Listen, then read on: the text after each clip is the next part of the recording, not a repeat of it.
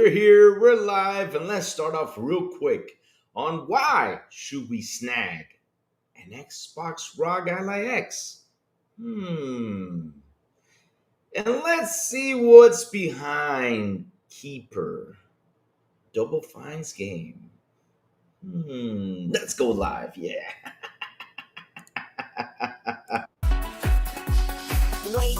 Wake up, it's a brand new day. Crazy Lou's here, got something to say. Good morning, gamers, rise and shine. It's time to play, let's have a good time. Morning, gaming community.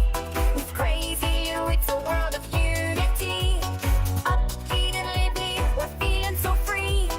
In the world of games, we're just meant to be. Grab us, come and eat a scene. Crazy Lou is ready, it's a gaming scene. Roomies trading people, orders in. All recent gaming, go, rates and pay top bean. Good morning, coming, moving. It's a world of unity. Upbeat and lively, we're feeling so free.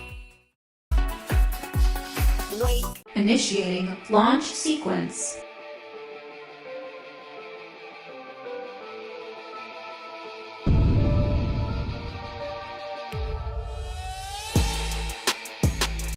Let's begin. We're here, we're live, and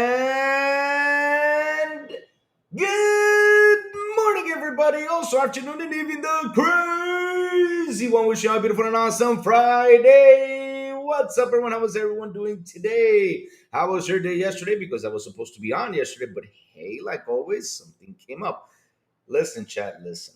Next week, I'm going to be on top of the scheduling because, I said, listen, y'all can't call me up this morning. Y'all can't drive me nuts always in the morning. Y'all got to leave me at least till 11. Start driving me nuts so early. Yeah, so next week, I'm trying to get everything scheduled up so that way, I'm on every single morning and I don't have to miss a beat because it's getting kind of tiring that I have to miss a beat because something always comes up. So, chat, how are you guys doing? Man, why am I so sexy today? Hold on, check me 1 second, man. Look at me. Oh, Lord, here we go. Wait. Much better now. Damn, I was like, showing up the showing up the muscles right here. What's up, Sin? How you doing, man? Good morning to you, Sin. What's up? Legalidad. How you doing, man? Good morning. Look, we have a couple things we gotta talk about because I see some people are not talking about this, which is an interesting thing about something that came up with Microsoft and what they're doing with cloud saves and cross saves and stuff like that. So it's an interesting conversation that we're going to have today. Also, we're going to talk a little bit about why should we snag the Xbox Ally, because there's an article about it. We're going to talk about a little bit of Keeper the Game because something came up with it. I don't know what it is. I have not read it yet. And there's one more thing. Let me see. Oh, the Copilot is here. Sweet. We're going to talk a little bit about the Copilot. We're going to talk a little bit about, stuff that they're doing over there in MS and Xbox. So, yeah, let's get to it, baby. Let's cook. So, let me get this out of here. Let me go open up Twitch because, we got Twitch, guys. We got Twitch. And, yes, sometimes they go in there and talk to me. But some people that go in there and talk to me, it's always about having fun in cam. There you go. I found another one right here. Hey, it says, hi, that guy. How's it going, man? What's up? Good morning. Hey, buddy. I really enjoyed your stream. Let me see on Twitch. All right, the message is nice. Hold on. Let me do this real quick. All right, got it. So he says, hey, buddy, really enjoyed your stream. Your live stream it was awesome. I love to catch more of your streams. Stay connected. Add me to Discord, Luna Radiant. Okay, I'll add you later on. No problem. I'll add you later on, Joy. But either way, though, like I said, we got a couple things we got to talk about. We got a couple things, to tackle down. Let's get to it, baby. Yeah. Woohoo. Oh, man. Hold on. Let me bring up everything so we can start off with the Windows Central article because we should start off with Keeper. Let's start off with Keeper, guys. Yeah, Keeper. Let's start off with Keeper with Double Fine's game that is coming out next month. Thank God, we're getting a cool suite. And not only one of the things I love about the game is going to be short and sweet, and we need those type of games out there, to be this long, not way too long. Yeah, need short and sweet games. with a good story for us to enjoy. That's how it is. But yeah, Chad, you know what I mean, though. I mean, damn, too many long games out there. Jesus, too many, too many. Oh Lord, too many, too many, too many. Here, let me get up the screen right now. Hold on. Oh, here we go. Got it. All right. So let's do this. Uh oh, where'd it go? Hey, where are you? Hey, here we go. Got it right here, baby. Let's talk about this. So they say out there this, and that is Keeper's Double Fine has been holding back the secret first hands on. Ah, what's the secret behind this? I mean, I want to read about this. Ilegalidad says, hey, Louis, I'm impressed. I'm surprised people aren't talking about the Dying Light Beast. It's obviously DLC, but priced at full. Oh, damn. That's a really short. You really think it's a DLC of part two? Hmm. You should all be getting an invoice in the mail shortly, as I have recently patent butt wiping with toilet paper. I'm literally gonna get rich of your asses. Damn, Sid. Oh Lord. Let's talk about this, man. You really think it's a DLC legalidad? I mean, how long is it to finish that game though? Let's go check it out. Because I mean, if it's longer than what it is, I mean, hmm. Let me see. Dying Light to the Beast. How long to beat? Oh wow. I guess you're right though. Let's go see Dying Light to How Long to Beat. Oh, it's basically the same hours though. So Dying Light 2, the story, it takes 12 to 15 hours to beat, right? 12 to 15 hours main story, some exploration side content, 20 to 25 hours, and completion is 14 to 50 hours. So pretty much the game is in the length of time because it says Dying Light the Beast, is main story is 12 to 15 hours. That is the main story. Some exploration side content, 20 to 25, and yeah. So yeah, I don't think it's a standalone. I don't think it's a standalone DLC. I think it's just they delivered on it pretty quick though. That's what I think though. Because I mean, what was the last one in 2022? Was it? Yeah, it was in 2022 when the last one came out. And they had to go in, patch that sucker up, put a lot of patches in there, which I was really disappointed because when I first started to play it, I was like, ew, this looks butt ugly. It did look butt ugly. I was like, ew, no, not my thing. So let's get into this. Keeper Double Fine has been holding back a secret exclusive hands on. So let's start talking about it. Summary. And see, open Double Fine's Keeper, then scenes to get the game shown. We know, okay. Double Fine seems to have a surprise in store for us. Every time we've seen Keeper since its review earlier this year, this psychedelic adventure was shown off its hero, a walking lighthouse. Hmm. Will the Brook Boy Lewis, good morning. Will, how you doing, my brother Brook Boy Lewis? What's up, man? What's cooking? But let me see now. Exploring of its hero, a walking lighthouse, exploring surreal landscapes and solving puzzles alongside Twig. It's a bird companion, but having now played it its opening hours, I'm felt with a distant impression that it is far from all game has in store. Keeper seems to be hiding something unexpected. But let's begin at the beginning because this is new to us. Keeper is a narrative adventure told without a key component. No one speaks, at least no one speaks in a human language, and only legible text you'll find comes in the form of rare on-screen control prompts from the very beginning. It thrives on atmosphere and player intuition. Hmm. Hmm. As the game opens, we see Twig and a flock of other birds being chased by what's its developer called the Wither, a bee-like swarm of threatening purple matter. Okay, Twig is taking off course and lands with a thump on the lighthouse, which activates its beacon, warning darkness away. Many games opens with tutorials, but I've seen very few that literal see your character learning to walk. Wow, that's crazy. Hey, 30 below, how you doing? Grayson, good morning. Broke boy, good morning. What's up, man? How you guys doing? How's your Friday starting off? Well, the broke boy is so freaking tired today. I want to take another nap. Man, well, the broke boy, I need a vacation. I need a weekend getaway. I need to get the hell out of this place and not think of anything that has to do with my job and life, man. I've been stressed, tired. Life is going to drive me nuts. Doctor's appointments here, doctor's appointments there. I need a break.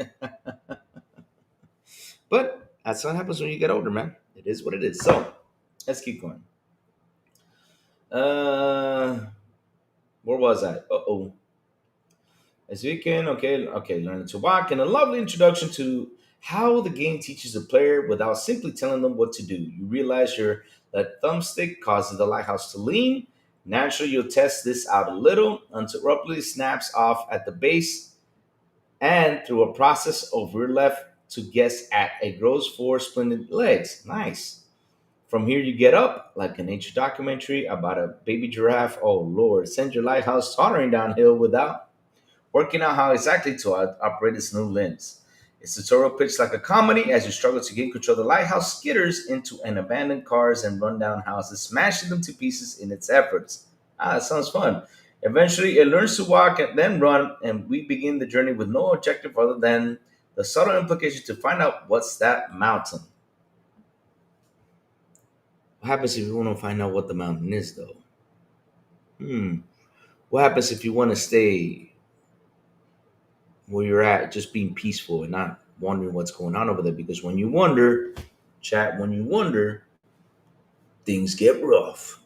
Mm-hmm. Yeah. Olivo! Olivo! What's up, man? Olivo? How you doing, man? Good morning. And there is a lot to see. Keeper presents an incredible world driven by startlingly unusual art design. Battered coastlines are littered with the skeletons of unidentifiable beasts. Lush valleys are filled with chittering alien creatures. A nearby hill might turn out to be a gigantic beast made up of building-sized snail shells that uproots and moves alongside you. Damn, this game looks like it's going to be fun. Textures across all of this appear almost painterly in places. You can see brushstrokes making up their surface, and trying it all together is a gorgeous approach to light. Sunlight streaming between hills to fill your screen with technicolor bloom effects and cave systems lit by bioluminescent fungus that blooms as you pass, illuminating the way forward by way of shimmering reflections in rock pools. Every new area feels like a discovery of something new, which carries over into the game design in an interactive sense. Keeper resolve puzzles without combat or player death. That's neat. It's driven entirely with loop of exploration puzzle exploration. The lighthouse soon learns that it can use this beacon to shine across the world around it. Plants grow, creatures react, and twig can be guided to specific objects to push or pull at puzzle elements. Later can be effectively charged at beacon to create an even larger effect, scaring away threats or clearing obstacles. It's a simple palette of abilities are repeatedly used to create wildly different puzzle solutions, with the game slowly teaching you through the experience, not tutorial pop-ups. God damn, this is long. Holy smokes! But we still have not known the secret. What's the secret about it? Let's see now. Let me see. Not tutorial pop-ups. Fairly soon you'll be layering these abilities together, reaching a mountain pass blocked by an enormous skull. You see, I gotta say something though. This game looks pretty good. Let me see the pictures. Oh, that's the first picture I heard. That's it. All right. And you'll be entered by purple vines connected to a flower. You use the beacon to cause the flower to bloom, and then send twig to perch on its stamen and use the thumbstick to tug it out. That causes the vines to retreat. The skull jaws open, falls open, and hey presto, you have a bridge. Do a search for a secret on the page. What do you mean? Oh, secret on the page. Okay, let's do the search. But I guess the secret is that it would have its own language though, because basically, like, let me see. But that's the beginning narrative. I'm a adventure, key component. No one speaks. At least no one speaks is that in human language. So, I mean, is that the secret to the game though? Hmm. Sin, you're near me. I'm down Fredericksburg, 60 miles south of DC. Nice. Hey, you guys are near me too. You're just 4 hours away from me. That's close. On a plane. I gotta get on a plane to see you all. No, so far away. So far away. Let's see now. So, where was I? But those same interactions are used in an entirely different way a little later. At one point, you reach a village filled with skeleton clockwork robots, and it's essentially a broken machine that seems to be causing the entire area to fluctuate through time. Waves of energy radiating out, causing buildings to collapse and reassemble. As you will poke around, you will realize that certain statues can send you to the past. To play video games that suck ass, we rather have a but. Sorry about that, guys. Every time I see the past, that song clicks in. So let's go. Present and future with the shine of your lights. And crucially, while the lighthouse is unaffected, Twig will transform into an egg. While in the past and something else, no spoilers in the future. Hey, you making me read this thing and no spoilers? Son of a bitch. Sorry about that, chat. So, the lengthy puzzle forces you to use all three forms. Regular Twig can push and pull at objects as usual, helping you use machinery to make your way around, but Egg Twig is a hefty weight, which can be used to press certain platforms. You're left to work out how to manipulate time itself to make your way through three different temples in order to fix the broken machine in the village. Oh, wait, is this still goes? Okay. Man, I'm telling you, this game looks good. I mean, this looks nice. This looks nice. I gotta say though, I'm pretty like something I'm impressed with Double Fine is always its art, man. Double Fine makes some pretty cool, funky stuff. It feels like we're watching or playing a Tim Burton game in some sort. Most impressively, so little this is especially explicitity explained to you. There's almost a dream logic to how puzzles are solved, which means entering every new area results in a period of pure discovery as you find your way, learn how things work, and experiment before realizing the path you need to take. It's a rolling series of aha moments. Without spoiling too much of that journey, I battle terrible weather, get plunged into spooky deaths into privileges shown in the trailers, supergravity itself, and build my own personal picture of what I think the story behind all this might be. It's a wonderful balance of giving you clues without ever truly confirming them. The Lighthouse and Twig have bonded along the way, and the personality Double Fine has managed to give them both without words or facial expression is astounding. Cool stuff. The message is clear. Keeper aims to change how his puzzles and set pieces work at every given opportunity. It's not a game about mastering system. It's a game about discovering them. Mechanics change, solutions shift. There's a restlessness to the design. Each section itching to show you something new. While I'm not shown exactly what's to come, the very end of my playthrough teases that Keeper plans to push the philosophy further than I had expected. To preserve the surprise, let's just say by the end of my demo, I was left wondering exactly what this game was about to become, which leads to my delightfully impatient for the full game to arrive. We'll find out fully what secrets Keeper has been or keeping when it arrives in Xbox Series X, Xbox on PC, Xbox Cloud, and Steam on October 17th. It will be Xbox Play Anywhere titles and available day one with Game Pass. Let's go, baby. So basically, the secret is, since I read all this, right, that it's got its own language, right? Pretty much. Whether you can read it in English, but there's not like human language inside the game. Pretty cool. Nice. But I thought it was gonna be another secret. I thought like the lighthouse was gonna come out, and use a lightsaber or cause, like you can press a button and cause all hell to burn up or something like that.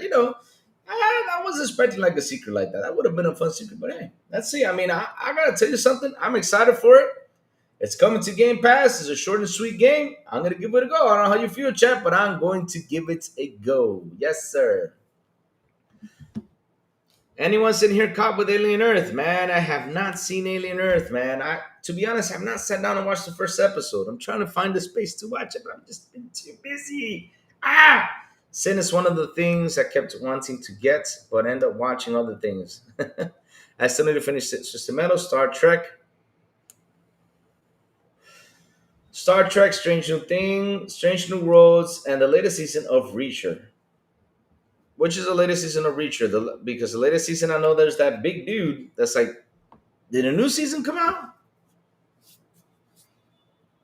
I mean, in the latest season of Reacher is when he goes out there and picks up the kid, to go into this rich man's house. Is that the one you're talking about, bro, boy? Because Reacher kicks ass. I'm a big Reacher fan, and it's not on PlayStation, not yet though. Oh, season three? Yeah, season three. Yeah, that's the one. Yeah. That's the one he picks up the kid and goes to the rich house. Yeah. Yeah, that's the one. Okay, yeah. So I'm caught up to Reacher. Okay, good, good, good. Because I don't care what time. If I see Reacher, going over there. Reacher's so cool. And also The Rookie. The Rookie is a good TV show. So let's us keep on going. Yes, sir. Let's us keep on going. Like I said, we got lots of stuff to read. And let me tell you guys something. I saw something that's pretty cool. I'm pretty happy about that I saw here, and that is the big question. Right? Let me put it up here. Oh, where is it? Where did it go? Where did you go? Here you go. Found you.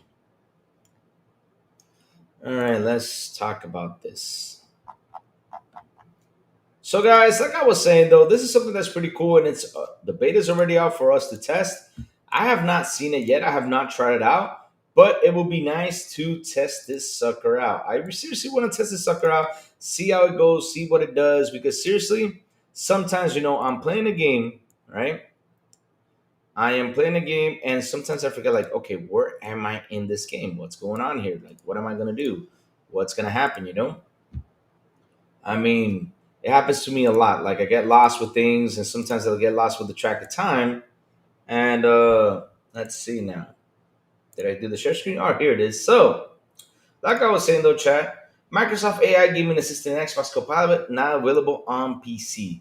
So I don't know if you guys tried it out. If you guys did or did test out this Copilot situation, talk to me about it. I want to hear your thoughts about it because I will try it on out later on to see if I actually have it here though.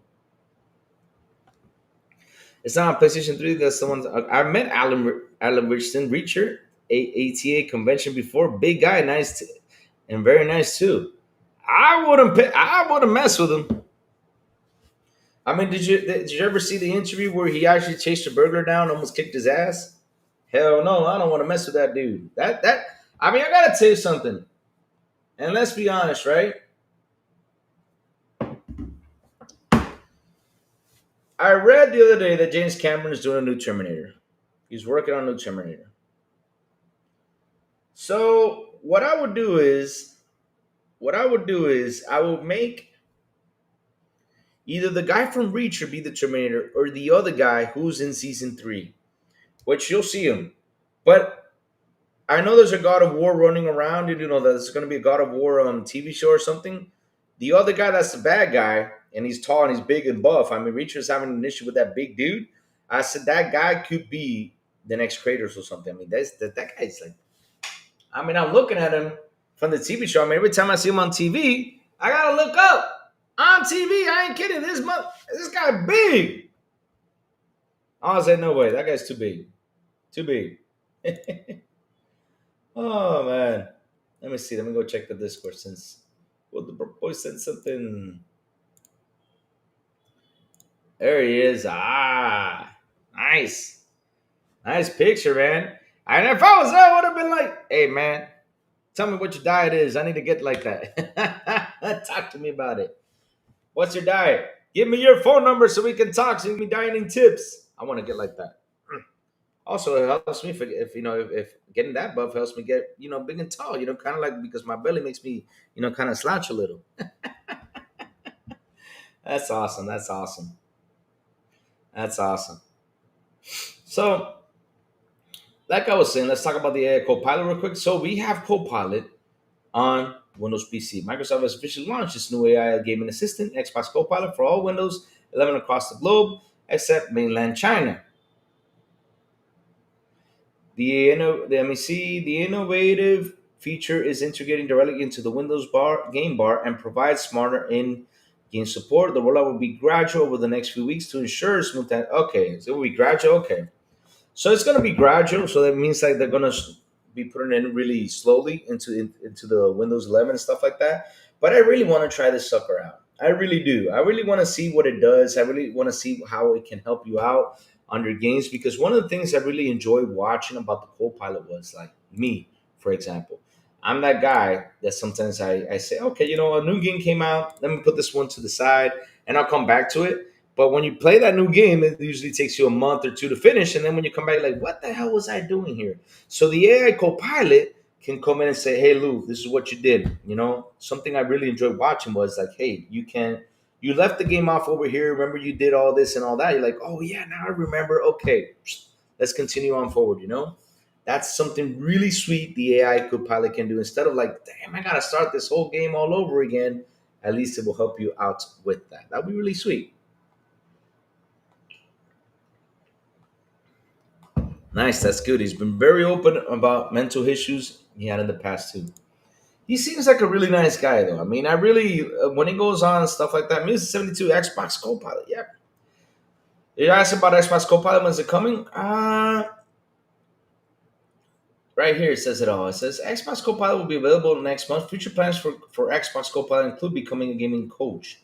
Xbox Copilot comes with oh, here we go. Let's read this real quick. So, Microsoft Xbox Copilot to be available on mobile devices next month. Along with the PC launch, Microsoft is planning to bring Xbox Copilot to the Xbox app on iOS and Android next month. Yay! Apple gets something. At least it gets something. So this will let gamers use the AI assistant on their mobile phone devices without interrupting their gaming experience. The company is also working to optimize the feature for its upcoming handles like the Xbox Ally and eventually bring it to consoles. Future plans for the Xbox Copilot include becoming a gaming coach. That's also something cool that it coaches you. Xbox Copilot comes with voice controls and screenshot smarts, making it a handy tool for gamers. It can suggest games to try out and keep track of the latest Xbox achievements without disrupting your playtime. In the long run, Microsoft envisions the AI assistant evolving into a full-fledged gaming coach that can help players with strategies. I love that idea. I love that idea. That's pretty cool. So, Brobus says the first day of the convention was a Friday afternoon during work. Slow day for them. I talked to him for 20 minutes, and every time I passed by his table, he yelled at me. Oh, that's nice. That's awesome, man. If he doesn't, I'll be like, ah, I'll be like, ah, so excited, man. I mean, seriously, like I said, Cameron's working on a new Terminator. Why not making the Terminator? That man can make a cool Terminator. He can. He can. I mean, can you imagine that man chasing? Ah, hell no. Man, is it just a customized version of Copilot for gaming? Is it just a customized version of Copilot for gaming left? I mean, I don't know. I'll tell you this though. For what I saw and read about the Copilot, one of the beautiful things it has, bro, like I was saying, is that if you um play the game, right? If you play the game and you get lost with the track of time, because that's the thing that happens to a lot of us. Sometimes, because of work, sometimes because of life, sometimes because of things we got to do, we come back with like, ah, damn, man, oh man, what am I gonna do? Oh no, and you come back like, damn, I gotta start this game from the very beginning, shit. Or let me see if I can remember, shit. That's the annoying thing. So Copilot can help you out with that. Not only that, it can also coach you to strategies, which something that I just read. And also, I did see back in the day that if you want to like be better at the game, it helps you get better at the game. No offense, but Copilot just seems like it's an end up feature, another feature barely anyone uses like Cortana. Well, Cortana is different because with Copilot, like I said, Copilot's going to help you out, hint you where to point you out where to do stuff. It's a good thing because sometimes you're in a game and you're trying to solve a puzzle. You're like, what the hell am I doing here? And I'm stuck. So Copilot can help you out, guide you on what to do so you can get the puzzle done and out. So Cortana never did that. Cortana was like what's the person's name on iPhone? I forgot. Siri, right? Is it Siri? Hey Siri. See, she don't even answer my ass. Siri don't love me, Chad. Siri don't love me. I'm sorry, Chad. It doesn't love me. But yeah, Cortana was kind of like a Siri, and Cortana was a little bit annoying. But with the Copilot, though, it's gonna help you out. It's gonna coach you, get better in the game. Once it does that, that'll be pretty cool. And also, if you get stuck, it will help you out. Instead of you saying, "Okay, let me go grab a YouTube video, let me go search and see what I have to do when I have this thing right here." Now it does is say, "Hey, I gotta say, hey, Copilot, I'm stuck here. What should I do?" Copilot will say, "Why don't you walk over here?" Blah blah blah, and then solve the situation. What's up, Big B Money? How you doing? Good morning. Sim crap, I forgot about Peacemaker. I did finish Squid Games. I haven't watched Wednesday at all. Damn. Oh man, bro boy, man. I haven't even watched Squid Games. I've been so busy with life. Or Peacemaker. Damn it. And I'm a Peacemaker fan. I only watched the first episode. I haven't watched the other ones. Ah, so annoying. Here we go. Big money, spam me now. I'm played up to for so good and fun. Here we go. Baby money, I'll give you permission to say three things about GTA 6. You got my permission to say it three times. That's it. No more than that. I'm gonna start controlling your GTA 6 spams.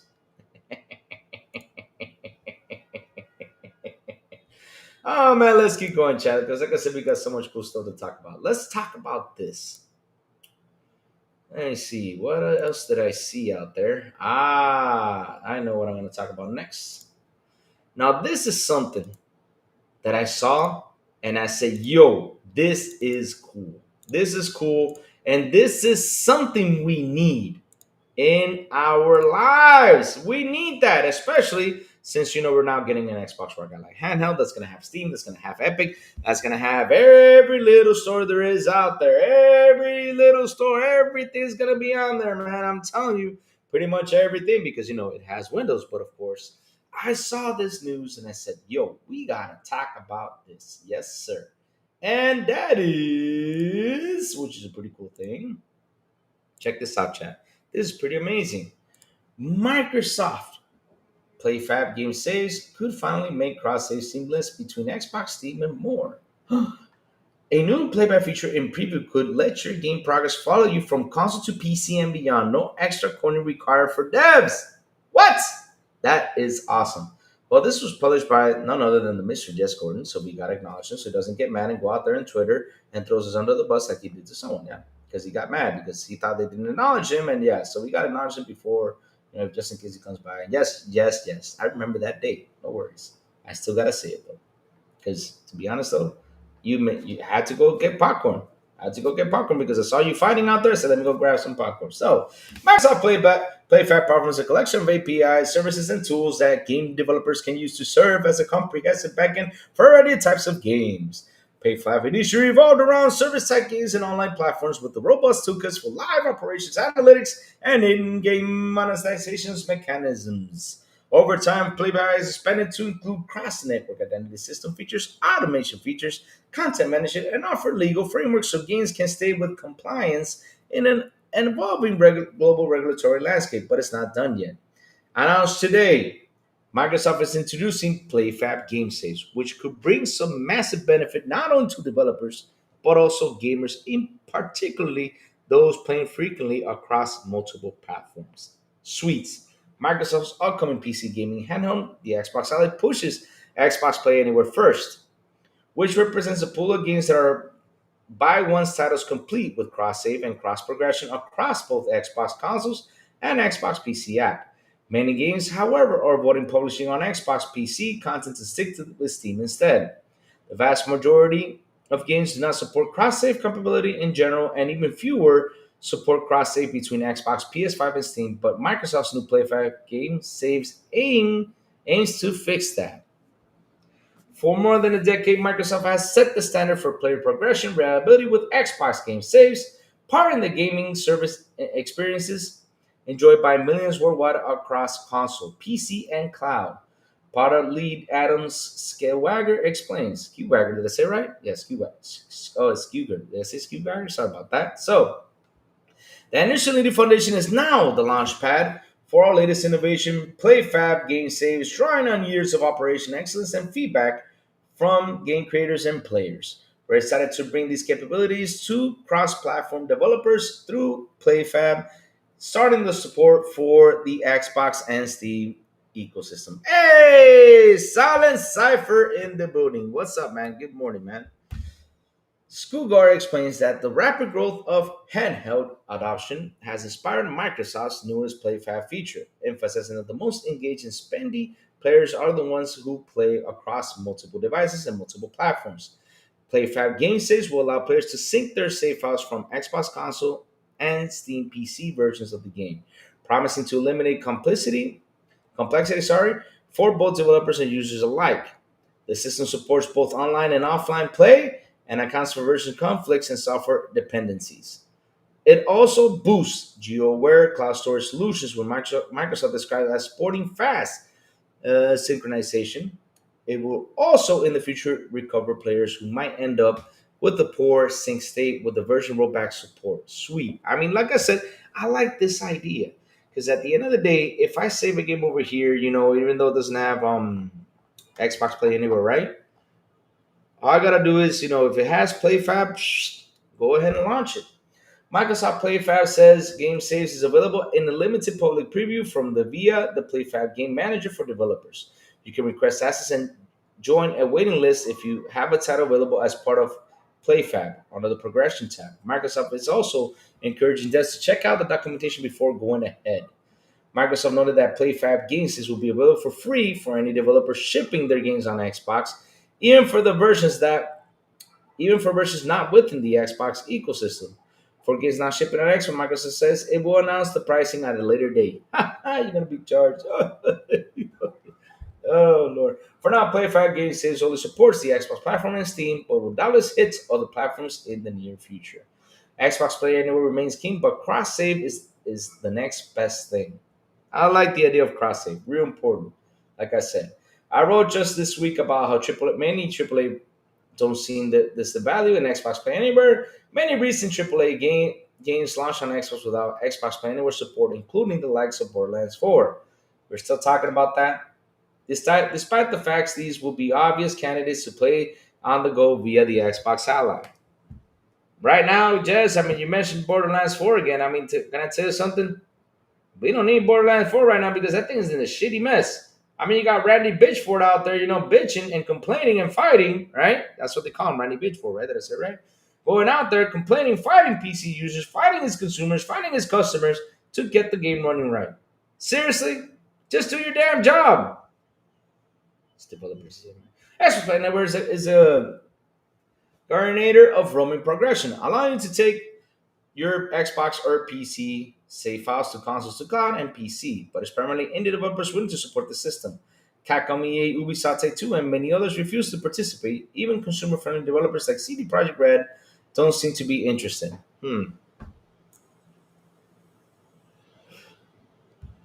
Silent Cypher says crossplay, cross save is great. The more we can play our games everywhere, the better. 100, I'm with you there 100%. Many developers think there's an opportunity to sell copies of games multiple times per platform. Fair or not, games like Baldur's Gate 3, Witcher 3, Cyberpunk 2077, and various others have homegrown cross-save solutions for those who want to take their games from PC to Xbox to PC and beyond. Building your own solution takes time. However, so maybe something like PlayFab could help to bridge the gap. The fact it's free for developers and shipping on Xbox could also help Microsoft court favor that Steam-oriented indie developers who, so far, don't see any reason to ship on the Xbox PC store.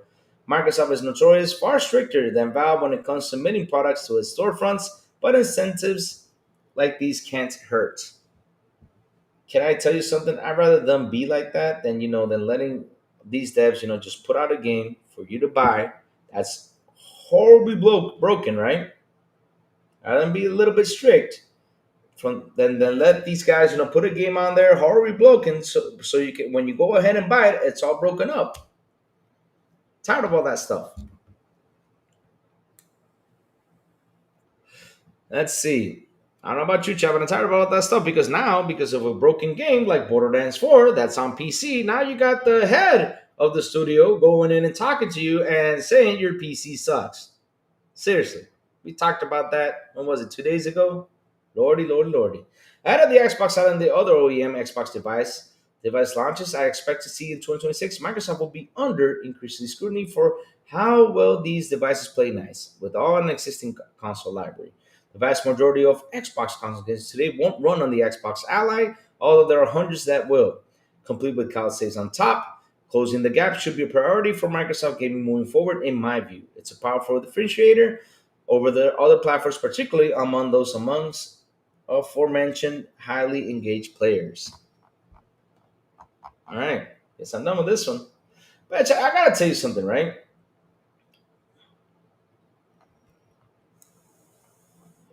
Snag the raw guy Xbox out of the play upscale. Chat, this is a guy that loves PlayStation. And he's mad because I said that the PS5 Pro is an upscale console. He's mad about it. So let's keep going. As I read before about Steam games that you can copy their saves into the Xbox version of the game. Nice. Nice. Nice. And it works. That's nice. That's nice. But look, let me tell you something though, right? Cross save is truly important. Cross progression is also good stuff because at the end of the day, though, right? If we buy the game on Steam and we bought it on Xbox, right? And hey, if I want to play it on PC or I want to play it on my ROG Ally or whatever, right? Or whatever device you have, the Noble Legion Go, whatever you have, right? It's a good thing that you save right over here. You can bring it over to the game right here on your Xbox, even though you bought it on Steam. No problem. That's actually a good thing, because at the end of the day, you want to progress. You don't want to be like, oh man, I gotta start from the beginning. I gotta run over here. That's one of the things I love about the Xbox ecosystem, right? It's how that if it has cross save, cross progression, all that stuff, all I gotta do is launch the game on my ROG Ally and just continue playing the game with cross saves and everything. That's actually a pretty sweet thing. One of the things I really enjoy from the Xbox ecosystem, no joke. So having this coming around, the Xbox, not the Xbox stuff, but Microsoft's, what is it called, PlayFab, is going to be interesting to see. PlayFab game saves. So I read about the Steam game. Let me see. Thank you. Doing well. Celebrating 27th wedding anniversary today with my wife. 33 years together. Hope you're doing well. Damn, 33 years. Holy shit, music. 33 years. Damn, congrats, brother. Wow. It's kind of like, for me, that's impressive because, nowadays it's hard to see, big old wedding anniversary. So I'm happy for you, man. That's good. That's good. Silence going 18 years together, 15 wedding anniversary. Man, I'm on right now my fourth. Is it my fourth or third? Third, fourth, third, fourth. Oh shit, I forgot. Wait, I got married in 22, 23, 24, 25. Oh, my third wedding. Oh, so this is my third. Sorry about that, chat. Oops. How about I get killed here live? Uh-oh. Damn. My wife is the same. Mine is too. Mine is too. That's the truth. So let's keep on going, going, going, going. Let's keep on going, going, going, going. Now, let's see what is the subject in hand right here. And this is the main topic of today's chats, and that is the biggest reason to buy the Xbox. Wait, hold on. The biggest reason to buy the Xbox Ally Handheld just leaked. So I want to know what is the big reason to buy this. I hope it's not like that secret that we were told, right? But like they did to us with Keeper. But this is interesting to read. This is interesting to read to say, hey, here, take my money. I want to know what's the big secret behind it. So let's get into it, chat. Let's see what is the big, huge secret about this handheld. So, man, you won't need to buy an X. Maybe you won't need to buy an Xbox ROG Ally to get a great handheld Windows experience after all. Huh? Uh-oh. Here comes the slander. Windows may prove a perfectly suitable platform for gaming on a traditional PC. But on handheld devices like the ROG Ally, Legion Go, or even the Steam Deck, it's another story. Microsoft operating system is often too clunky and frustrating when you're restricted to gamepad for input. The upcoming Xbox branded Ally from Asus, however, has promised a solution with a dedicated controller-friendly user interface for running PC games on the go. These devices have yet to hit shelves, but a downloadable preview of the new version of Windows 11 is giving folks access to the new interface on just about any Windows handheld device. Bro, let me tell you something. Right now, this year, what I'm reading is right here, right here. Okay, this is cool, but Xbox, put the pre-orders out. I mean, bro, you're literally 3 weeks away. Not kidding. Supposed to be on October 16th. We're in October 20. Come on, move it. All right, so let's keep going. As noted on the verse, the upcoming P25H2 update for the Windows 11 lets you launch the new gaming focused full-screen Xbox app for Windows with just a few tweaks to the registry and the help of a third-party tool. Already posted by user Goxy123 online, the whole process. Unlike the overlay that software companies like Asus provide for their Windows handheld, this new Xbox app skips the entire Windows desktop environment in favor of a full screen, controller friendly experience, and people are finding, by the way, of the pre walk around that it seems lead to marginal performance gains as well. While the version of the full screen Xbox app requires some legwork to get working, it's available across Windows handhelds, undercuts one of the main appeals of the upcoming Xbox Ally and the Xbox Ally X, which is distinctly different from the Xbox ROG Ally X, which is expected to arrive on October 16, 2025. So this whole thing is what? Huh? Let me read this again. I got lost for a little bit. While the versions of the full screen Xbox app require some legwork to get working, its availability across Windows handheld undercuts one of the main appeals of the upcoming Xbox ROG Ally X. Oh, so it's basically when you launch, it's going to be full screen. Sweet. Okay. Hmm. Yeah, I agree with you. Well, the proposal said they better say something on the Tokyo Game Show. I mean, they better because again, we are literally 3 weeks away. No joke. I'm not kidding you. We are 3 weeks away for this MF to launch. Not kidding you. 3 weeks away. And it's kind of sad because I don't know why they didn't take advantage when they announced it back in August. You know, like saying, oh, pre orders are coming out and everything would have been the perfect time to start with pre orders out to get people buying it. Because look, chat was happy. They were jumping out here saying, man, where's the pre-orders? When are they coming out? I mean, there was a lot of people here saying, give us the pre-orders and everything. Let's look for it. I even had the 3 days open Best Buy to see the pre-orders were going to be announced. So I can say, hey guys, look, go ahead and purchase it. It's out. It didn't even show up. I don't know, chat. I just don't know. They should have done this a long time ago. The Xbox Royale X is less than a month away, and we're not sure about pricing. Thank you for mentioning that. Though the best graphical experience are still had-on, well-kitted PCs and cutting-edge consoles, we are in the midst of a handheld arms race kicked off by Valve 3 years ago when it launched the Steam Deck. Steam Deck. Since then, other PC manufacturers have jumped in the Windows-based options. More recently, the power of the Switch 2 has made it something of a competitor in this space as well.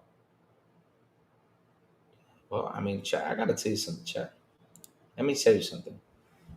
This has got to be the biggest kiss ass out here. I mean, this is sucking up to his best. Most recently, the power. Man, the Switch 2 has got so much power. Has made it to something of a competitor in the space as well. Are you serious? I know it can do something, right? I mean, I'm not trying to put the Switch to a side and say, that's no. Because it will give you what it needs to give you. But at the end of the day, though, you're talking about like it's powerful like these machines are, which is not even close. Oh, Lord. It's all the stranger then that they're not actually sure exactly how much Microsoft and Asus collaboration is going to cost, according to a report from former IGN writer Destin Legery. I don't know if I butcher her name, but okay. Battery power, we still don't know yet. A local Best Buy indicated that a 550 version and $900 version one will be available when he called to ask about it. If this is accurate, wait, hold on, chat. Let me go in and call Best Buy right now. Let me see. Can I call Best Buy from here? I think I can't though. Let's call Best Buy. Let's put it on speaker to see if it's true. Did they actually call him live on the air to see if it's true?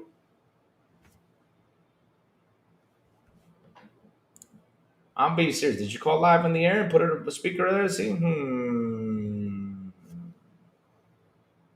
Yeah, let's keep going. So, I'm not saying it could be fake though, but yeah. So let's keep going. Like it says here, this is accurate. This puts lower tier version of the Xbox Ally at the same price as a smaller capacity Steam Deck OLED, and with the competitive pricing range of the current ROG Ally and Ally X, which retail about $650 and $899 respectively.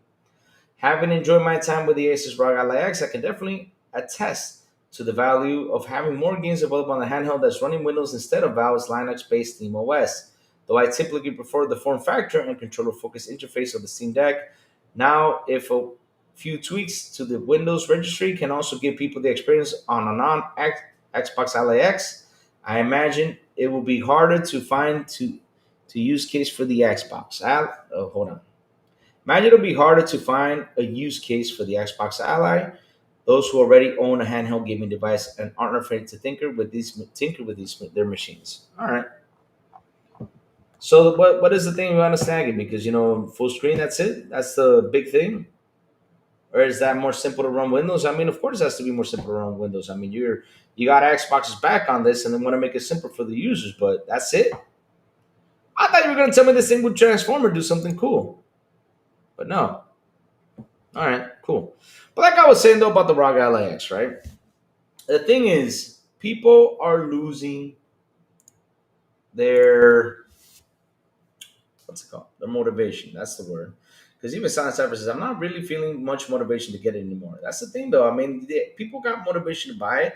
They still haven't announced it. They're 3 weeks away. I don't get it why they want to do this on the Tokyo Game Show, because I have a feeling it's going to be in the Tokyo Game Show. But damn, you guys are pretty late. Because if you guys announced it in August, saying, well, the device is coming out on October 16th, without pre-order, y'all should have stayed quiet and should have waited for the Tokyo Game Show, hype that MFR up, get people a little excited, and say, hey, it's coming on October 16th, and this is the price. Go and get your pre-orders. Do it now.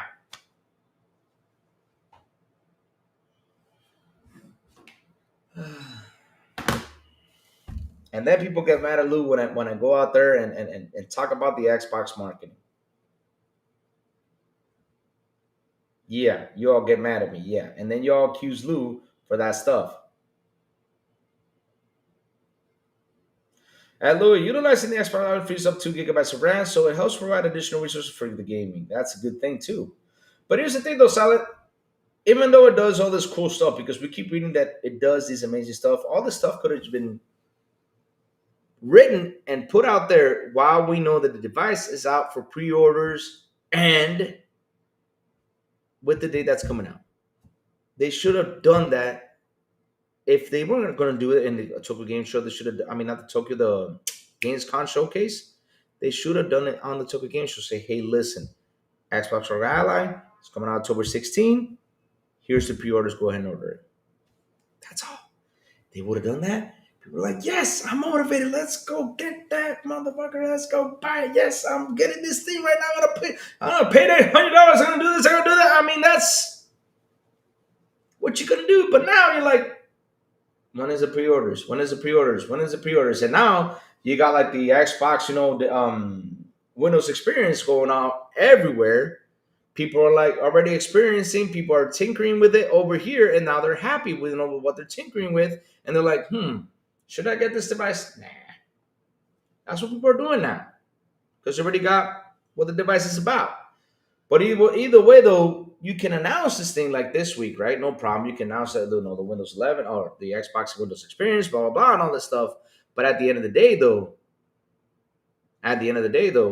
if you would announce the Tokyo Game Show, the dates, and the pre-orders, people would have gone out there and said, okay, here, take my money. But that's the thing, though. This is where they lack on. They're lacking on that part. They need to give us the pre-orders now. They need to.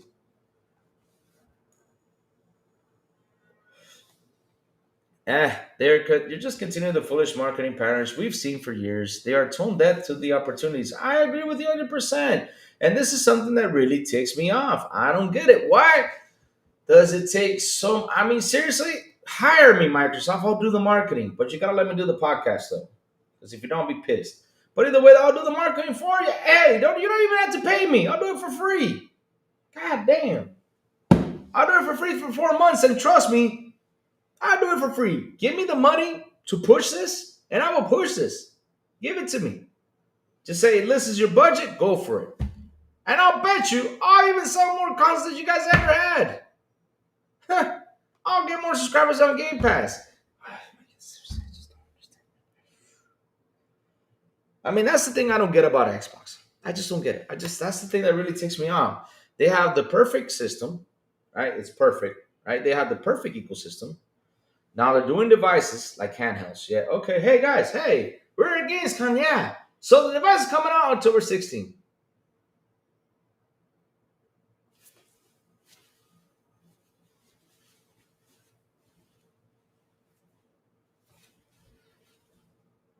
Where's the pre-orders? I mean, say something. Oh, that's what was it? What was the controller called? Silent Cipher. Oh Lord, what was that? Y'all remember that time when they fired? Oh damn. Oh man. Mm. What was the controller called? Remember, it was like "Feel the Burn" or something like that. They're like, "Oh, that's that was." I mean, seriously, it's,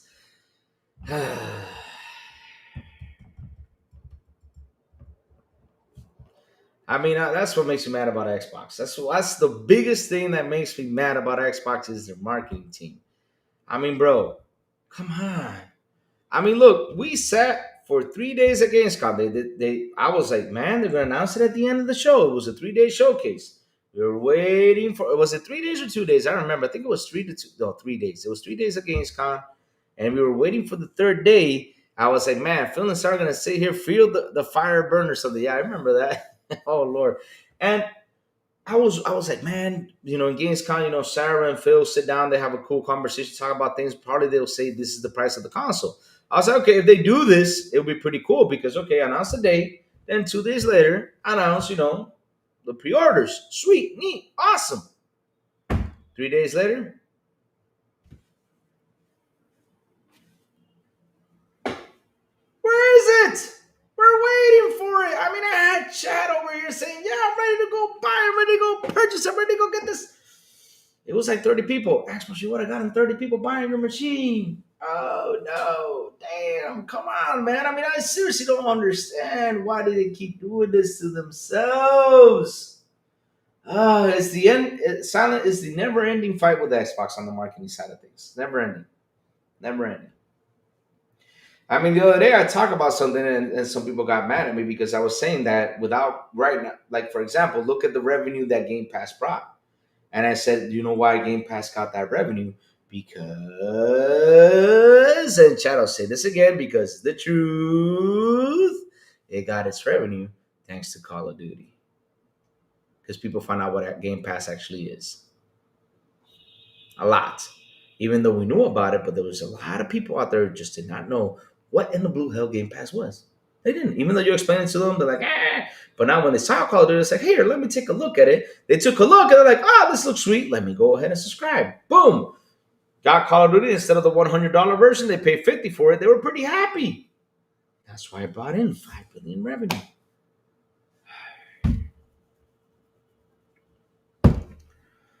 But yeah, enough slander. Enough slander.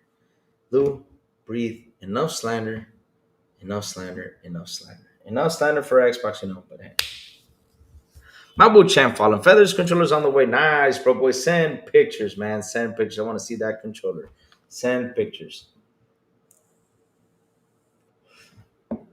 Let's see. My wife convinced me to get this after I convinced myself not to get it. You're talking about the device? Wow, really? Damn.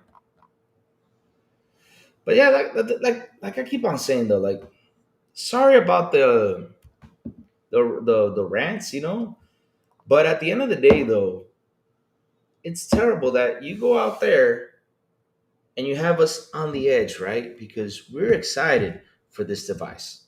A lot of us are. A lot of us want to get our hands on. Like, for example, I want to get my hands on the device too. But am I going to buy a day one? No, because like I said, I will buy when I go to the States down the road, right? If I actually need it. If I don't, I'll just stick to my consoles because I had a handle once and wasn't really too fond of it.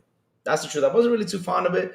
But this one kind of intrigues me a little bit. But before I do go ahead and buy it, I want to see what it brings to the table, like the battery life, how long will it last, how are the games running? Is there going to be issues? Blah, blah, blah, blah, blah, blah, blah, blah, blah, blah, blah, stuff like that. I want to hear everything about the machine because right now they're talking the good parts, but the bad parts is going to come out, once people get their hands on this device and talk about it. Say, okay, battery life is this long or this, they'll talk about it. And then that will intrigue me even more to say, okay, should I buy it? Should I not? I'd rather wait to see what's going to cook behind the scenes after they get their hands on. But the thing is, they have us on our edge in our seats. We saw in Gamescom, then going out there saying, hey, it'll be available October 16th. And we just sit there and just, yeah, so, okay, cool. All right. Is it free? Because you guys are not saying What's the price on it? We're waiting. Say something. 3 days later, nothing. I was like I said, I was expecting Phil and Sarah to sit down and say something and announce the price, but at the end of the show, nothing like that happened. Usually in games con it ends with them sitting there talking about it, but I don't know what happened that day, or talk about things. But hey, it is what it is. Again, I don't understand what Xbox does. I don't understand how the marketing works, but yeah, yeah. At least the device is coming out. We know that it's October 16. Cool. And I know some people are gonna get it. Cool. I know some people are gonna have some fun. Cool. But damn, you took away the moment where we were like, I'm ready. I mean, literally, there was some people that already had their hands on their mouths just waiting for that price to be announced to go ahead and get it. The Double Fine website has a press kit for Keeper and desktop wallpapers and such. Really? That's cool. That's cool. That's pretty amazing. That's pretty amazing they have that stuff on there. Pretty amazing. But yeah, like I was saying though, damn. Ugh. Enough slander. Enough slander. Enough. Enough. Enough. Enough. Enough. Enough. Enough. Enough. Enough slander. So let's keep going. What's cooking out here? Yes. What is cooking out here? Yes. Yes. Well, what I'm seeing is a lot of people destroying the Borderlands 4. Dear Lord. How many chat? I got a question. How many comments did Randy Pitchford put out there? I mean, I'm curious though.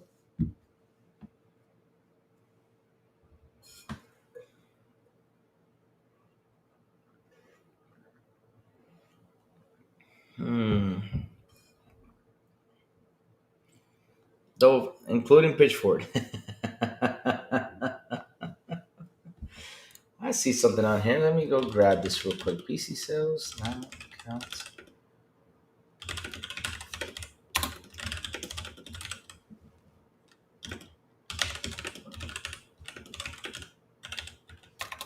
Now let's read this. I want to read this. I want to read this, chat. Let's read this real quick because this looks interesting right here. I already signed up to Xbox today, so I'm good. So yeah. PC sales now account for nearly a third of Sony's third-party game revenue. However, it was a significant contributor. Porting first-party games to PC was once unthinkable, but Sony has highlighted the policy growing importance over the past few years. Although calculating the exact percentage of first-party revenue originating from PC is difficult, even rough estimates indicate that the share is growing. Oh, what? But. Hmm. Okay, let's keep going. An analysis of Sony's financial from the latest years indicates that selling in-house games on Steam, GOG, and Epic Game Store is becoming increasingly beneficial. Between first physical years of 2022 and 2024, sales on PC titles might have grown from a less than a fifth to almost a third of the total first-party PlayStation game revenue. Although Sony provides detailed revenues estimates of non-PlayStation games, determining the company's income from first-party player console games alone is difficult, so any calculation will rely on back of the napkin math. However, the PC significant rise in revenue share over the past few years is undeniable. But didn't they say bye bye to multi-platform a couple days ago? Huh? They were saying that, right, bro? Boy, I remember they were trying to say that. Hmm. Now it's growing, huh? Interesting. So let's keep going. Sony Physical reports list revenue from platforms other than PlayStation consoles under other software. PC games likely account for most of this income, but it could include Destiny's mobile spin-off, Destiny Rising, the Nintendo Switch and Xbox version of titles such as the MLB The Show, Everybody's Golf, Papa Toon, and Freedom Wars might also add to the feature. With this in mind, Sony revealed that the sales of non-PlayStation party exceeded 96 billion yen, or approximately 656 million for the fiscal year ending March 2025. Meanwhile, sales of PlayStation 4 and PlayStation 5 first-party titles have reached 28.9 million units. Sweet. From here, calculations depend on the revenue Sony received from each game sold, digital distribution, which gives Sony a full revenue share for first party games accounted for a 76% of sales. Most of Sony flagship titles such as Spider Man, God of War, Horizon Dawn cost 70, while However Soon, one of the company's biggest hits, cost 40.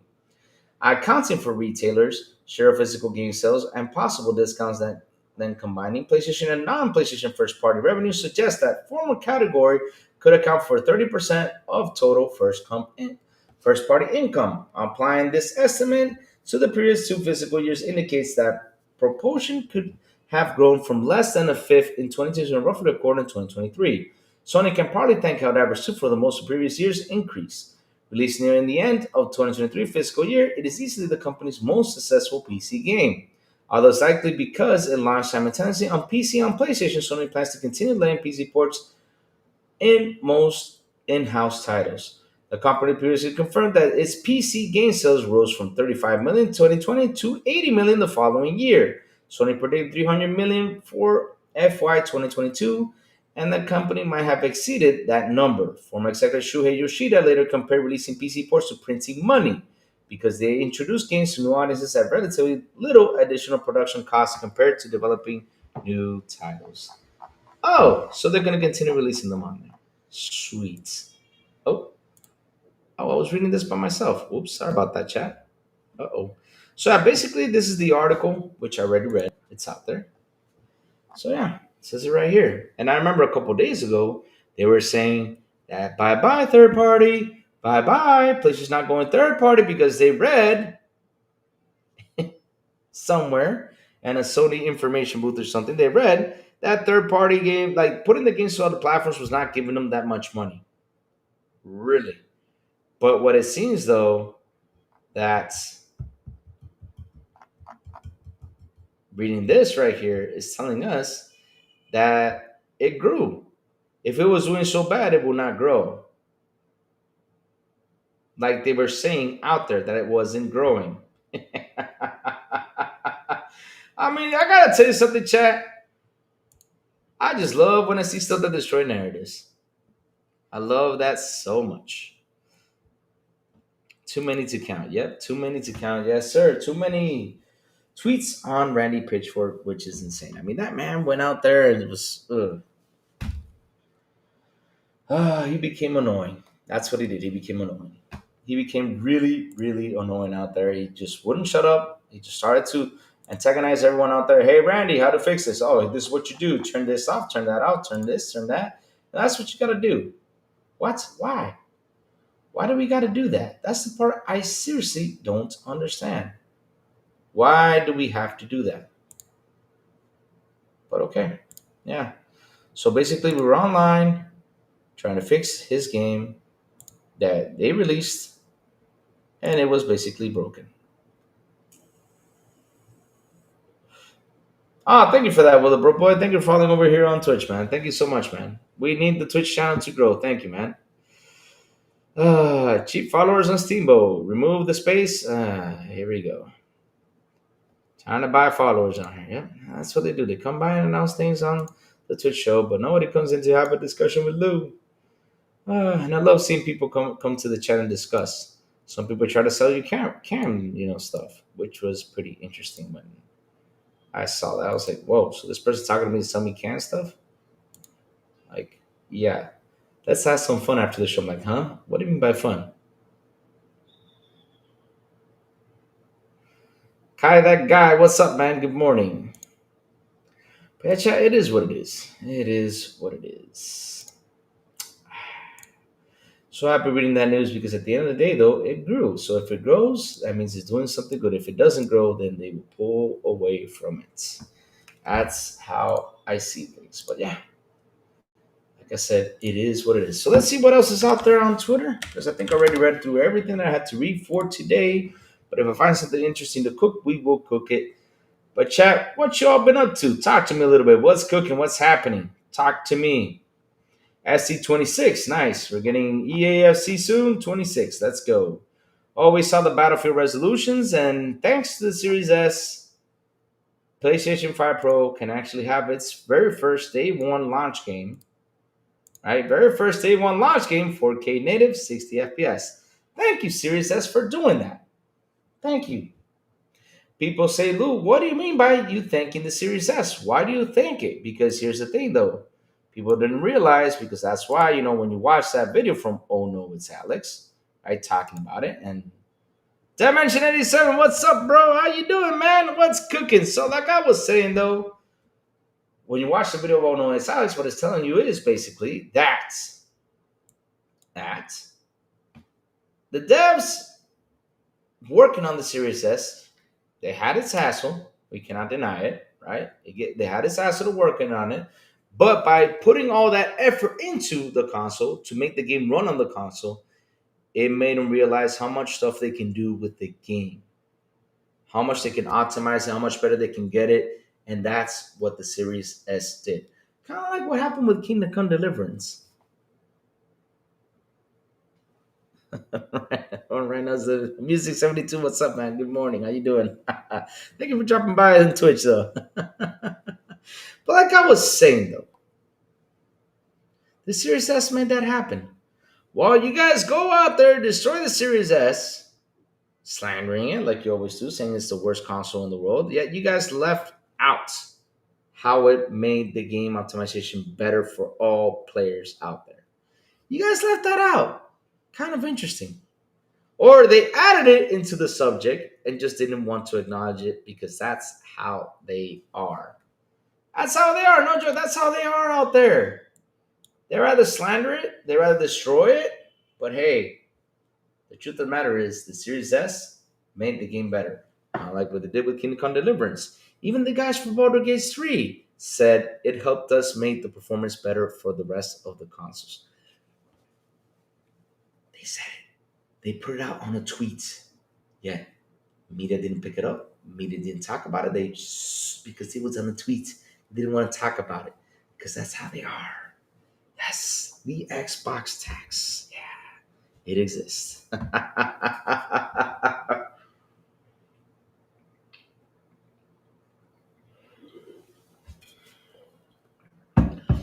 Let me see. Got the demos downloaded for Sonic Crossroads and Little Nightmares 3. Place my pre-order for Silent Hill F. Now that game I'm excited about, man. I want to play that Silent Hill F. Man, another game I want to play that I'm really excited about is, oh Lord, I forgot the name now. I was talking about it the other day when the Nintendo Showcase showed it. No, Fatal Frame 2, man. I'm so happy they're remaking that game. I can't wait to play that game. Woo! Let's go. And I do hope that it has Xbox Play Anywhere so I can play it here in PC with you guys. Yes, sir.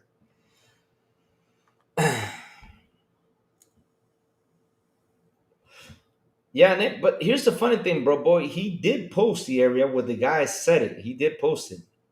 He did post it on there. He did post it. He did post where he talks like it helped optimize, but he did not acknowledge it. He literally shot himself in the foot because he was so main focused on talking bad about the Series S. Because here's the thing, though, chat. You need to understand something, how trends work, right? So the other day, remember when Maurice put the post out? Nip and someone else came out to him, like, yeah, let's go and attack this, right? Because, of course, I want to be a part of it. But didn't mention it. He did post it, but didn't mention it. Of course, he's not.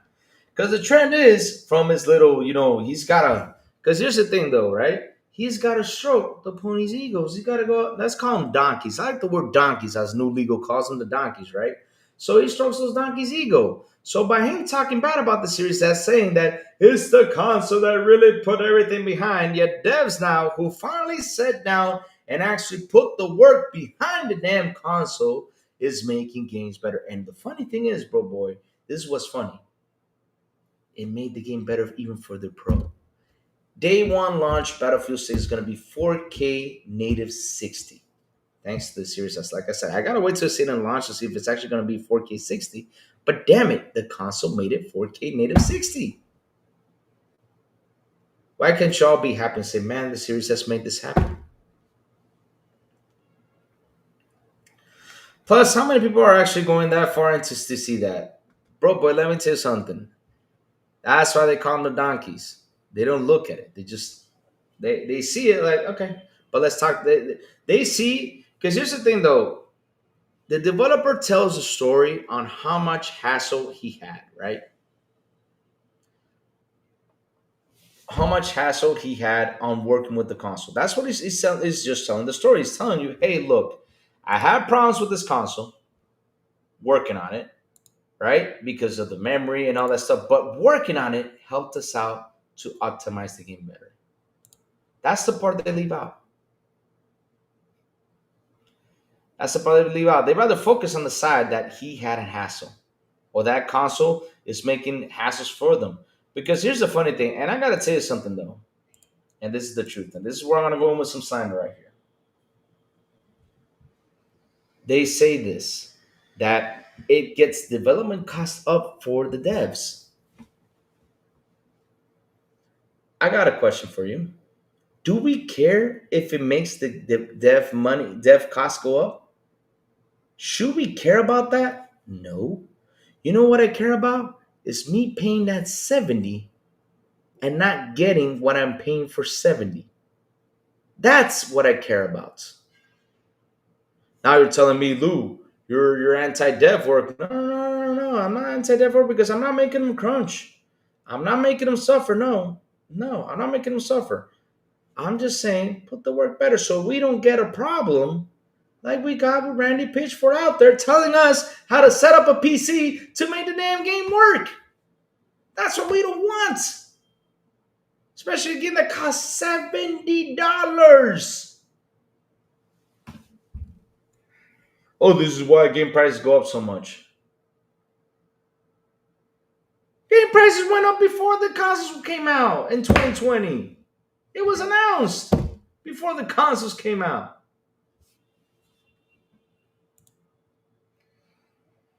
And even in even in the year 2000, we know when it was announced for 60. But damn, tell me,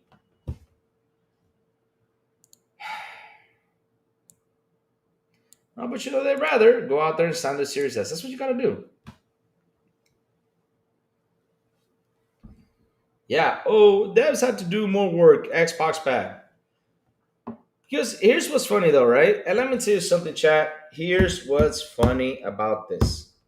We got consoles that are mighty and powerful. We got an Xbox Series X that's mighty and powerful. We got a regular PS5 that's mighty and powerful. We got a PlayStation 5 Pro that's mighty and powerful. And when people ask me, Lou, why didn't you get the Pro? I was like, to do what? To play upscale games in 60 frames? I mean, we're why? I'm already playing upscale games over here in this almighty powerful hardware. I'm already playing that over here, so why am I going to get another system to keep playing it like that? No, I'm sorry, I'm not going to do that. Why? If I'm going to be playing like that, because now if the upgrade was good, I would have been like, okay, awesome.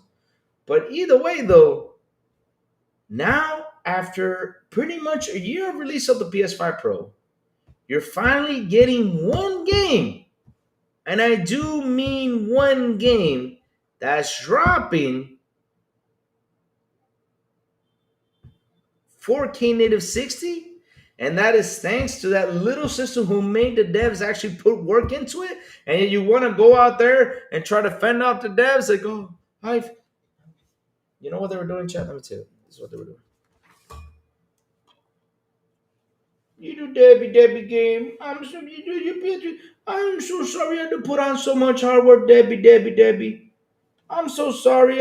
You shouldn't be going through that hassle. You should be happy, Debbie. I don't even know who the hell they are. Why should I feel sad? I mean, listen, again, what will really make me mad is I go out there, I pay 70 for this, and I get what I'm not supposed to get. Then I have to sit there, wait for patches, wait for patches, wait for patches. Hey, patches, come on over. And this is what you get. Look at what Illegalidad is saying, and he's not wrong. Illegalidad is on the top with this. It's better to buy games a year later, cheaper, and patched. That's where people are sitting at. And I love the conversation that Mr. Sean Layden had to put out and said, games should be priced at 80.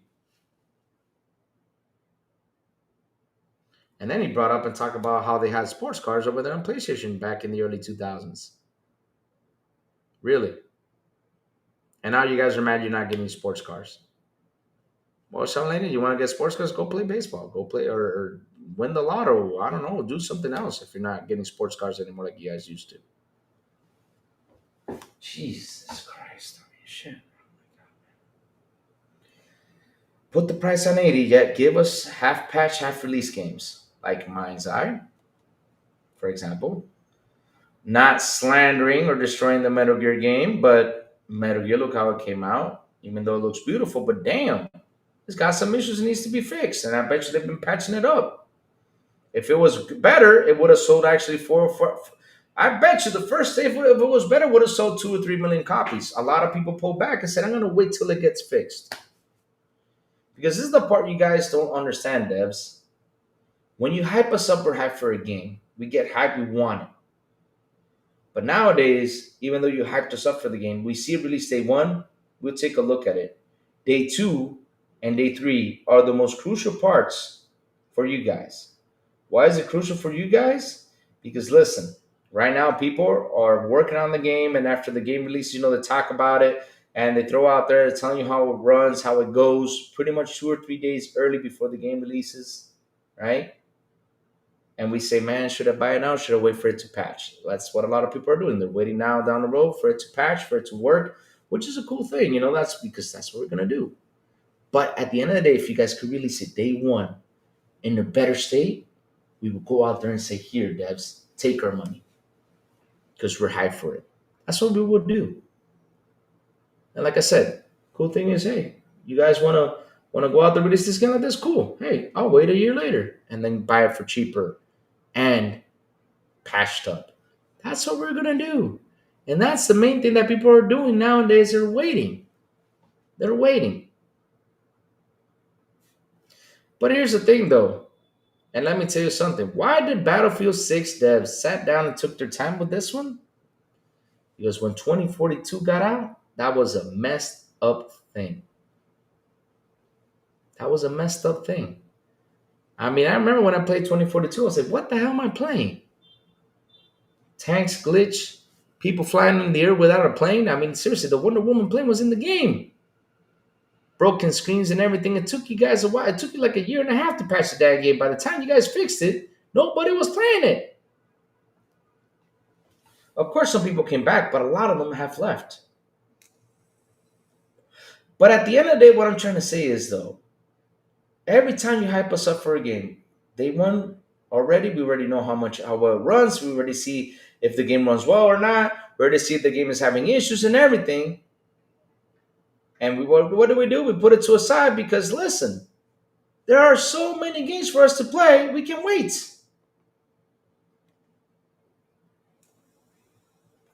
Did PlayStation buy Bungie because the owner had lots of sports cars? No, no, no. I think the owner of Bungie did not have sports cars till he got that what was it, $2.6 billion check? Oh man, once he got that check, he said, I'm gonna go buy myself cars. Right away, man. That man started to buy cars left and right, just spending that money. He said, let me go buy this, let me go buy that, of course. Why not? It's 2.6 billion. I mean, if he spends 2.6 billion in this lifetime, I gotta say he the man. Because that's a lot of money. That is a lot of money. I mean, with 2 billion, I mean, I would be podcasting all day. I would sit here, just chill out with you guys, spend all day, and that's it. Nothing else. And over the weekend, I'll probably say, I'm going to take the plane and go somewhere. That's what I would be saying. Oh, man, good stuff. Yeah, he did. He bought sports cars. And after he bought the sports cars, he showed it to the employees saying, look what I got, because I'm the man. Wow, be humble at least. Damn. Because let me tell you something, chat. The trick on being rich is being humble. You got to be nice to people and everything. You can't be showing it. You got to dress up like a normal person. You can't be like, oh, I'm wearing Gucci, Versace. Nah, you don't even wear none of that stuff. I mean, look, I wear Columbus shirts. I like my Columbus shirts. They're refreshing, especially for the heat. Imagine me like, yeah, let me go to Gucci. Let me go buy a nice shirt. Let me go to Versace. Yeah, let me go get something nice. Go out there, with this heat just sticks on me. Ah, hell no, I'm dressing comfortable. I'm wearing old Navy jeans too. And don't get me started on my underwear because if I get started on that, someone will slander me because of my underwear.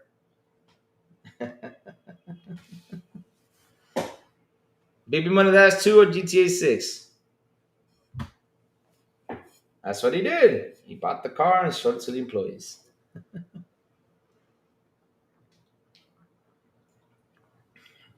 Why the series says I will buy a pony farm? Hey, that's actually a good business though, believe it or not. If you go out there buy horses, really nice horses, and keep them in the good side and everything, man, you make a lot of money. There's horses that sell for like 3, 5, even $10 million. Not kidding you.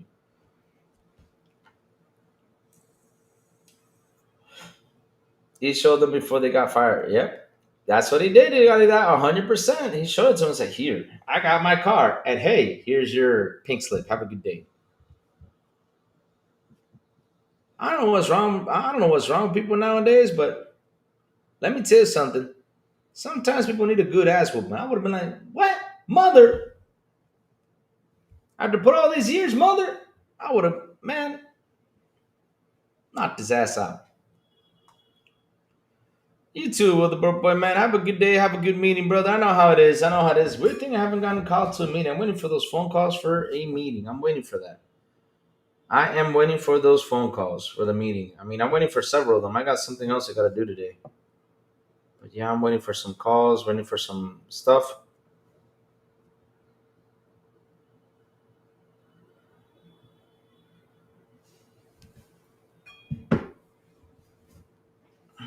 BB Money be rich. I think BB Money has his money though. Because why is his name Big B Money? Hmm. BB Money, you're hiding something from us that we don't know yet. Hmm. Rain G4 says, I'm buying GTA 6 day one. I don't care about the price. Well, let's say this, Rain G4. Let's say this with a lot of love and a lot of pride. We got to say this on the dot. Let's say this. You ready for this? Rain G4, let's say it. Let's say it. Say it with Lou. Thanks to Game Pass, if Grand Theft Auto comes by costing 200, I got the money to buy it. Just kidding. We don't want it to be 200. Hell no. If it doesn't matter the price, we will buy it. That's what we got to say. Thank you, Game Pass, for helping us save that money to get that game. Because that's the funny part. All they do is slander Game Pass, yet they don't talk about how much money you save by playing these games, especially these games the way they're coming out. Watch, what's next? They're going to go out there and say, oh, sorry. What's next? They're going to go out there and say, hey, yo, look, this game right here, right? This game right here, let me see. No, the next thing they're going to say is that thanks to Game Pass, it's not even GT, it's not even Series S. They're gonna say Game Pass is the thing that's making these games coming out the way they are. You'll see that because only $20 a month. They lower the quality because of Game Pass and yada yada yada. I mean, they said that before, but they're probably gonna start that again because we know that the Series S now made Battlefield 6 better. So yeah, they're gonna start with that. Rockstar gives great content. Yeah, 100%.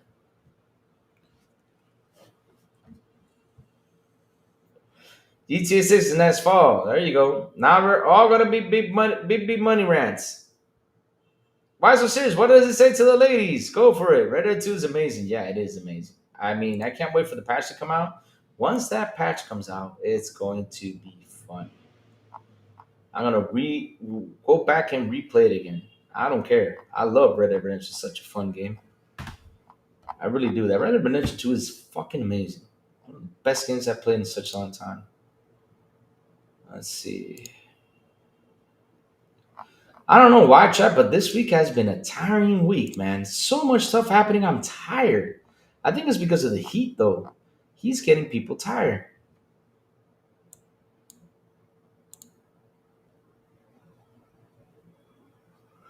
Here you go, BB Money. Damn. Red Dead Redemption 2 is better than. Wow, that's crazy.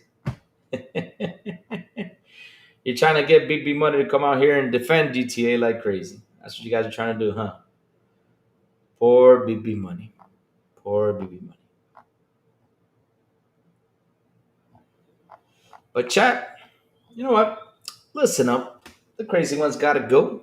I'm gonna start heading out, chat. Like I said, I got a busy day. Today I got several things I gotta do. Got several meetings because weird things they haven't written to me to go to a meeting because the meeting is gonna be like at 11. But either way, I should start heading out just before they write to me, so I don't have to rush it and go crazy. Because today is a rainy day, and usually when it gets rainy, people start driving slow and traffic becomes insane. So, chat, like always, before I go, tell me what you've all been playing. What you all been playing? What you've all been cooking? What you all been playing? What you all been cooking? Go for it. I mean, like I said, I'm still in Helldivers. I'm still trying to, unlock everything I need to unlock and keep on going.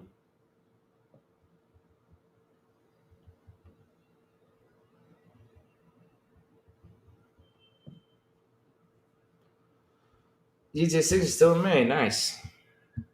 BL4, Borderlands 4, nice. How's it running? Why so serious? Have you come up into some problems?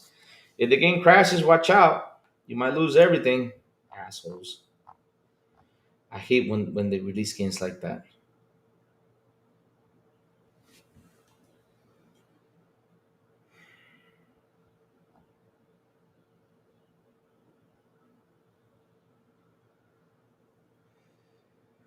Hmm.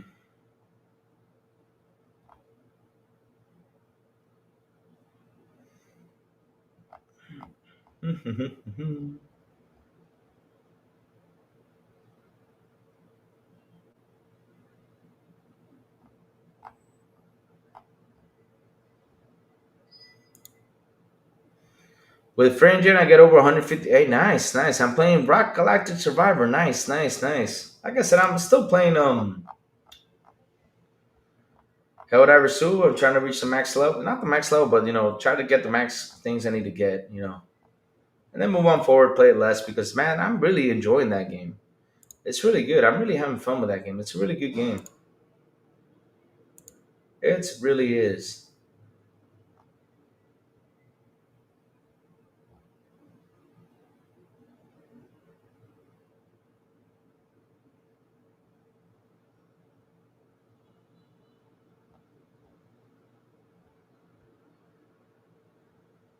Money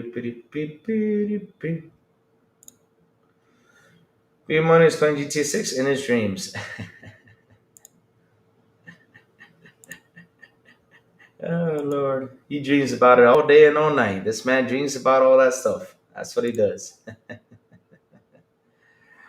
Oh Lord.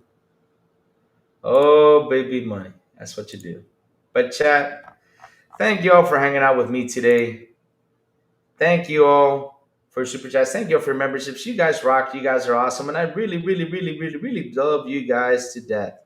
Just got off work, running on the ring. Now I fought till I fall asleep. Oh man, DJ Birdo Das El Capitano. Nice, nice, nice. Yeah.